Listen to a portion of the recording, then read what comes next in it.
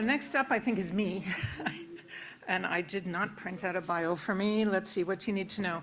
I started out in life as an architect. I went from architecture to building energy efficiency, then joined one of the very early climate VC funds in New York called Good Energies, because they understood that if they were funding solar and wind and creating beautiful electrons and sending them to the buildings would waste them. So I got to look at all these wonderful building energy efficiency technologies and invest in a few of them.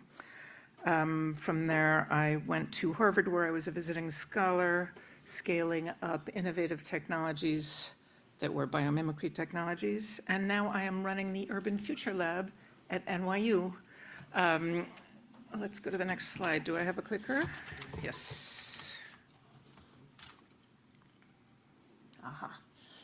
So at the Urban Future Lab, we run 5 different programs, and none of these are for students. The advantage to the students at NYU is that they get to intern in our companies and they get entrepreneurship credits. ACRE is the oldest one. That is for climate tech companies across all fields. You'll see some slides that are representative of the kinds of companies we help. Clean Start is an educational program that we run through NYU's continuing ed program. This is for career changers who might want to come into the climate tech industries. They could be architects like me. I didn't have the benefit of a course like this, but they could be architects, bankers, accountants, anything, who want to understand how to join this sector. I say that everyone should be working on this. This means that if you're an accountant, you learn about building energy efficiency. If you're an architect, you can learn about project finance. So it fills in all the gaps in your knowledge. It's 3 semesters, evenings and weekends, and I'd encourage any of you who want to learn more about this to take that class. The Carbon to Value Initiative, you saw Fred Clerc present yesterday on this program. This is for companies that are scaling up innovations in either capturing carbon or turning it into useful end products. Low carbon hydrogen accelerator, and we're doing that, by the way, with Greentown Labs in Fraunhofer. Also with Greentown Labs in Boston and Fraunhofer, we're doing the low carbon hydrogen accelerator. Greentown also has a building in Houston, so we're operating this program mostly out of Houston. It's similar to the Carbon to Value. I'll talk about them in more detail in a few slides. Innovate UK, the government of the UK has hired us, since we incubated several companies from the UK, the government of the UK was impressed, and they came to us and they offered to pay us to scale up companies that are UK-based, but that want to do work in America. So we give them coursework in the legal systems in America, the tax systems in America, the policies, channeled market partners, all of that, investors. They come here for 2 weeks at a time over a course of 6 months, 2 weeks at the beginning, 2 weeks at the end. And we introduce them to lots of people, and they're very successful. And some of them join the incubator, the ACRE incubator afterwards. People stay in the ACRE incubator for 2 to 3 years. Equinor hired us recently to do a startup accelerator for the offshore wind industry. You know, part of NYSERDA's deal for whoever wins these bids is that they must help to build the offshore wind industry in New York. Sorry, I'm a little hoarse. So this is for companies that are coming into New York with innovations that Equinor might need, such as mapping the ocean floor or improving construction safety offshore. And they will sit actually in Equinor space at Sunset Park. And I believe there's also going to be a huge construction facility there to assemble the turbines. So they'll be looking out on that construction facility, co-located with Equinor, and Equinor employees will roll up their sleeves and work with these young companies. So that's a very exciting way to build a new industry in New York. And much of what we do focuses on creating ecosystems and building new industries. This slide is old. We've now incubated, I think it's 71 or 2 companies, and this is only in the ACRE incubator. They've raised 1.6 billion. They've created thousands of jobs. We haven't spent the time to measure the jobs. And their survival rate is close to 90%, which is the opposite of what happens with startups in America if they're not getting help from an incubator. You know, illustrative of the kind of help we give is that over the weekend, I was up all night helping with the SVB problem. We got sheets from every investor who's ever invested in one of our companies, from lots of lawyers and accountants about what you do when you're opening a new bank account. We synthesized all that information and sent it out to our companies. Now imagine if you're an innovator in climate and you're working on your own in your little space, you don't have access to all that, and SVB closes your banking. What are you going to do? We were very helpful to our companies and continue to be, because actually when you start with a new bank, there are lots of steps you have to do, and we've sent them all a guide. So that's just one of the many benefits. I'm not sure I have a slide on the other things that we do for these companies, but the other things we do for them is that we have a graphic designer on staff who did these pretty slides and who will do their slides for them. We have pitch coaches who work with them. Many of them come from NYSERDA. Rob has been very helpful in that, Rob Parker. Let's see, we get almost all of our funding from NYSERDA, some of it from corporates, and I'll go over that in a minute. So we are able to get our companies into NYSERDA programs, some of which are only for the companies that are in NYSERDA's incubation system. We introduce them to channel-to-market partners. We introduce them to customers, to venture capital dollars, to non-dilutive dollars. They get lots of help from us, and that's why we have close to a 90% success rate. The companies in the ACRE portfolio fall into these three buckets. Sort of prop tech is the first one, including Zinc Energy. Where are you? Zinc 8, you're here somewhere. Ron presented yesterday, I think, or this morning. We have those companies that are working on the grid and renewables, and we have those companies that are working on smart mobility. So the ACRE incubator, I pretty much just told you about. These are some of the companies in there. Zinc 8, you heard from Ron. Wex Energy has a window insert that requires no construction at all and provides very much improved window performance. SetPoint is for individual room unit heaters and coolers, PTACs and things of that nature, which can now be centrally controlled. I won't go over all of them. Olicon is very interesting. They won our competition last year. She is taking lithium out of wastewater so that instead of creating an environmental disaster while mining for lithium, she is going to those places that have already created the environmental disaster, such as post-fracking pools and other mining pools, and she's farming the lithium out of that water. By the way, when I mentioned the competition, ACRE has a competition every year. You can see on our website, ufl.nyc, about our competition this year.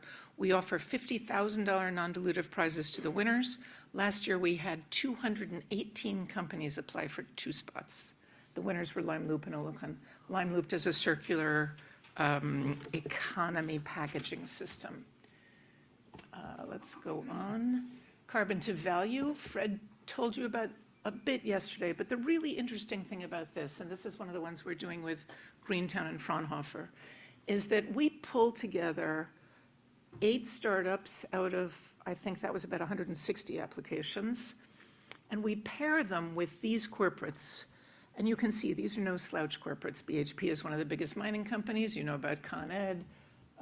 Fluor is a very big EPC. Johnson Matthey, NRG, I don't know if you can see these. Unilever, WL Gore.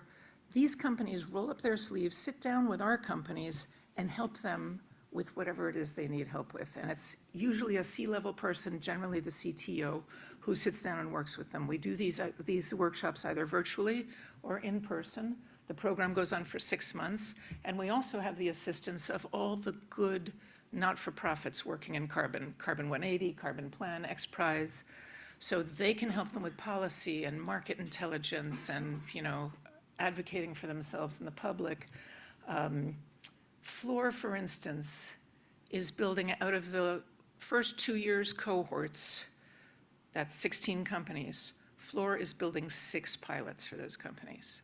So like our 90% success rate, we are doing something right if Fluor is building 6 of those. So it's very exciting. The Government of Canada and NYSERDA have both helped with funding, and each of those companies kicked in some money for the funding as well. So they have skin in the game. These are the companies that are in the year one cohort. And by the way, the year one cohort graduated about 14 months ago. Since then, they have raised $341 million since they graduated. Some of these, Carbon Quest was in the New York Times Friday, I think. They're pulling carbon out of smokestacks of residential buildings in New York, turning it into very clean carbon and selling it to a cement company. It should help with Local Law 97, hopefully. Air Company, I mentioned before. There'll be a slide just about them in a minute. They started off making vodka and perfume. Now they're making sustainable aviation fuel. You can look all of these up on our website. Semvita is using biological engineering to turn CO2 into valuable chemicals, et cetera. And this is this year's cohort. Again, you probably don't want me to tell you about every single one of them, but this cohort graduated at the end of November, I think around Thanksgiving. So we don't yet have the statistics on the raises, but they are raising, and it's very exciting. We also have the low carbon hydrogen accelerator that we do with Greentown and Fraunhofer in Houston. The patrons, the sponsors of that have been EPRI, Shell, and Toyota, who again help these companies to test things in their labs that they don't have the lab space to test. So these partnerships are truly important to the young companies. Celodyne is making electrolyzers. Some of these are making waste to hydrogen. There are lots of different technologies. I'm going to kind of speed through these. Smart Pipe is lining pipes that are, at the moment, gas lines and making them hydrogen ready. They're really interesting things. And Equinor, as I mentioned, hired us to do the offshore wind hub. There's a call for entries in this program too, and these companies will be selected. All of these you can see on our website, ufl.nyc. You have to click through the various programs to get to the calls for entries, but we are looking for companies that are working in offshore wind, and they will have the privilege of working directly with Equinor. And by the way, the Carbon to Value Accelerator has also got a call for entries out now. We have 3 calls for entries out. Air Company, this is the one that I mentioned during the Sustainable Aviation Fuel talk. They have just announced some incredible new opportunities that they've taken advantage of. One is an $85 million investment by the US Army to co-locate one of their plants on a US Army site. And somebody was saying to me, why is the Department of Defense so interested? And the reason is largely security. If you are trying to supply airfields in some desert and you need a caravan of trucks driving across the desert with fuel, that's a target. That's bad. And you might be buying from countries that you don't want to buy fuel from. So if you can manufacture your fuel on site from waste CO2 that you're generating in your little army camp from waste or just grabbing it from the sky, that means your feedstock is free of charge. You're not dependent on foreign governments. You don't have to ship it across a desert. So it has security and economic benefits. That's their deal with the US Army. They also got funding this year in a recent round from Virgin Air, JetBlue, the US Air Force, who successfully flew one of their planes using 100% Air Company SAF. So that's pretty crazy. And they're raising a very large raise. The investment bank is Evercore, so if you want to be put in touch with them, I'm happy to send you to Evercore and copy these guys. A couple of our companies have gone public. This one was fun. This is called Brenmiller Energy. They store energy in what is effectively a big box of hot rocks. So they put electricity in, any kind of electricity, turn it into industrial heat, and then that industrial heat can be used at a later time, or it can be run across a turbine and turned back into electricity. Carlyle invested in NineDot Energy. NineDot makes what they call community batteries. These are batteries. The first installation is in the Bronx. You can see they're standing in front of their battery installation. There's a solar panel above. Commercial entities pay very high demand charges in New York. So commercial entities can sign up for a subscription to NineDot's power coming out of giant banks of batteries.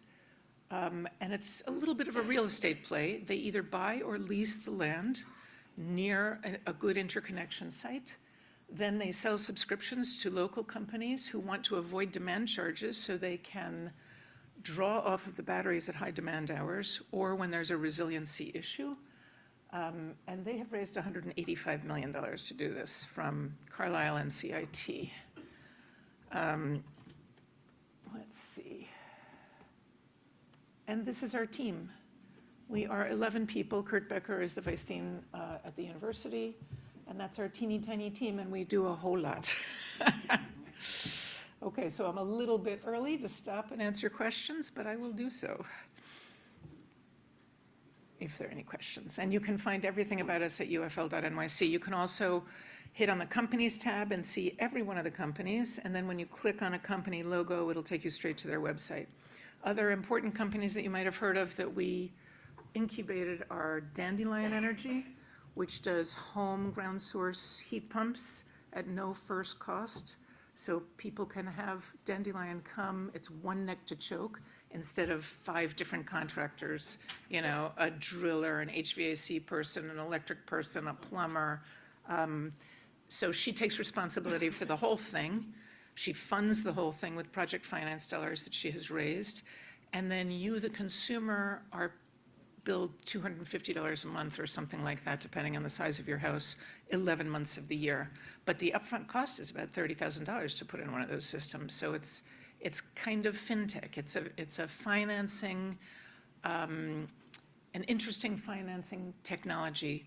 And we are encouraging new financing technologies to come into the climate tech world because we'll be able to deploy more money that way. In our competition this year, we will have a financing track.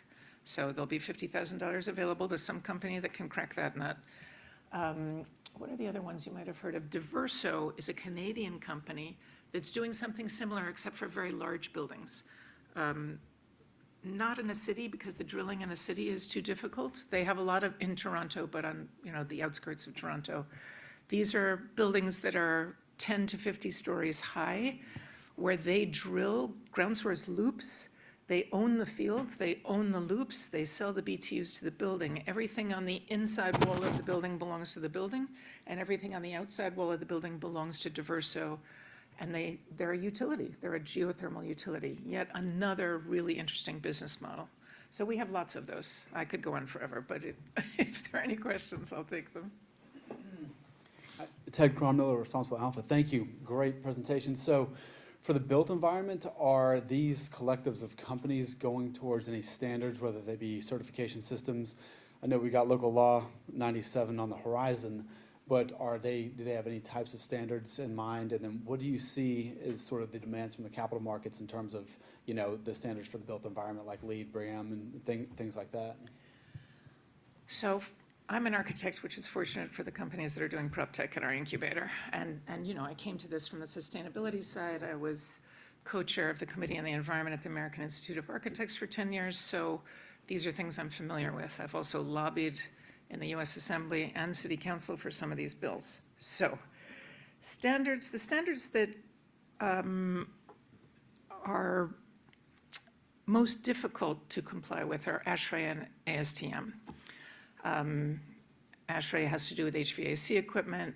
ASTM has to do with strength of materials. We do, when companies come into the incubator, we make sure that they're third-party verified. If they're on the path to ASTM approval or ASHRAE approval, that's usually good enough because it takes years. Same is true with UL, and we help them with all of those things.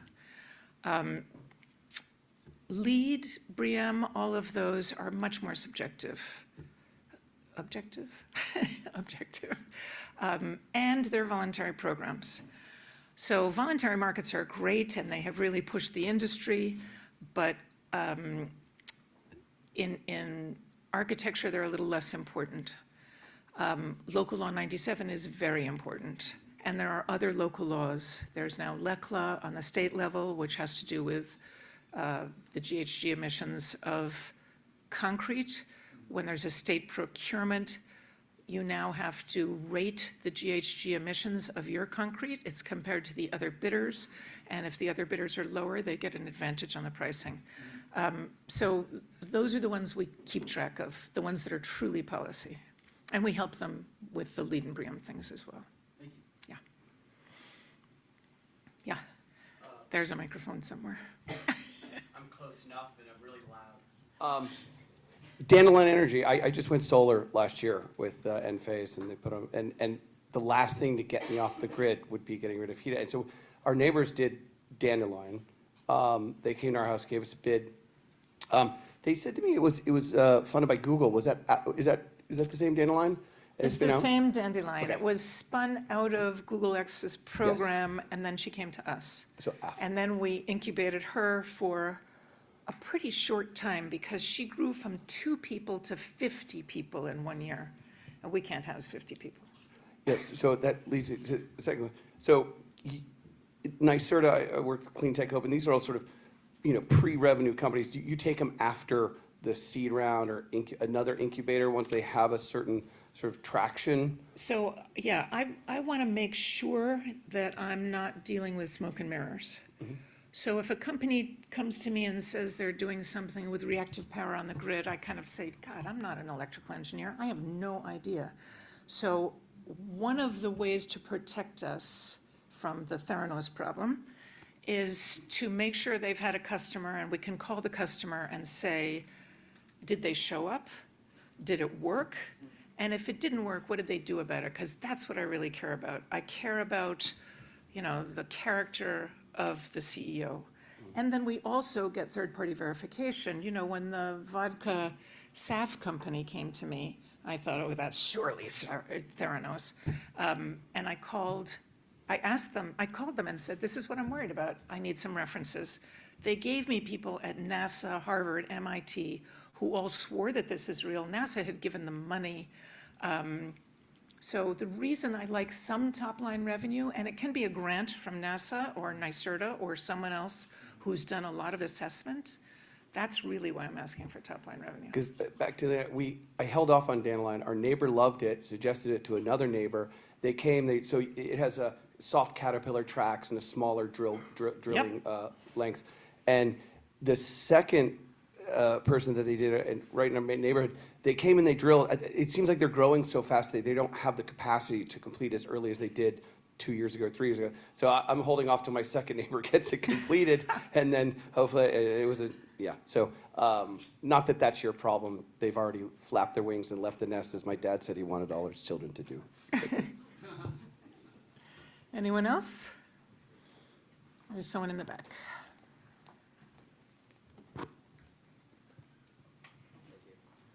How's it going, Pat? So I was just hoping, I know that you've had many years of a bunch of different types of companies, and yesterday the program manager kind of talked about how that funnel, the volume of companies that you received last year. Can you just give some general figures on what you're looking for? I know you said you already want revenue, but can you go even further? What are the principles that you expect to see in these companies, regardless of their specific domain, that you find as commonalities amongst each cohort? Okay, so baseline, climate tech, of course, meaningful carbon reductions. And then, like the real estate saying, it's team, team, team. I do not want to waste my time working with an entrepreneur who won't follow our advice. I'll make introductions and they won't follow up. We're also very careful about the way we make introductions. So I always do a double opt-in. I ask the company, do you want to meet this real estate owner? And I ask the real estate owner, do you want to meet the company? And if everybody says yes, I introduce them. And I want to see that they follow through. So I really care most about the character of the team. Now, obviously, there are some things that are going to be extremely impactful on the climate. I think some of those might be, battery technologies that are not lithium ion. I judge each one as they come in. Yeah. When you talk about building an ecosystem of collaboration, of innovation, what are some of the characteristics or what are some of the trust building mechanisms that you've seen successful that help either individual individuals within a company or companies within an accelerator collaborate more efficiently and more productively? So we have lots of networking events and the wine flows freely, and that certainly helps.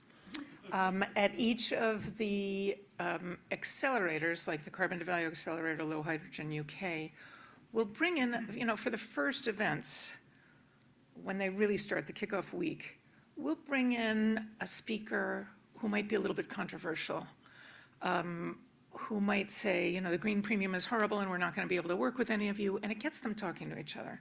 Or we'll bring in somebody from the Department of Energy who says, this is what we need, and it gets the corporates thinking, oh my God, if we do this, we're going to get money from the Department of Energy.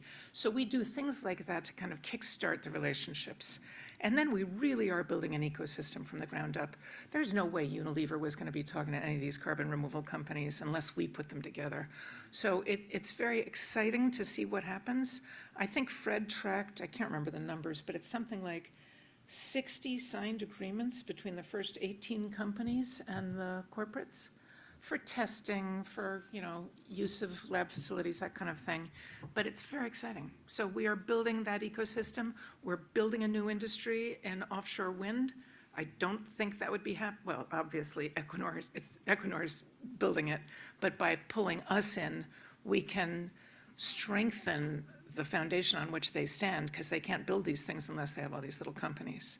And same with hydrogen. We're important in building this ecosystem. And by the way, you've never heard of us because I'm too cheap to hire a marketing person.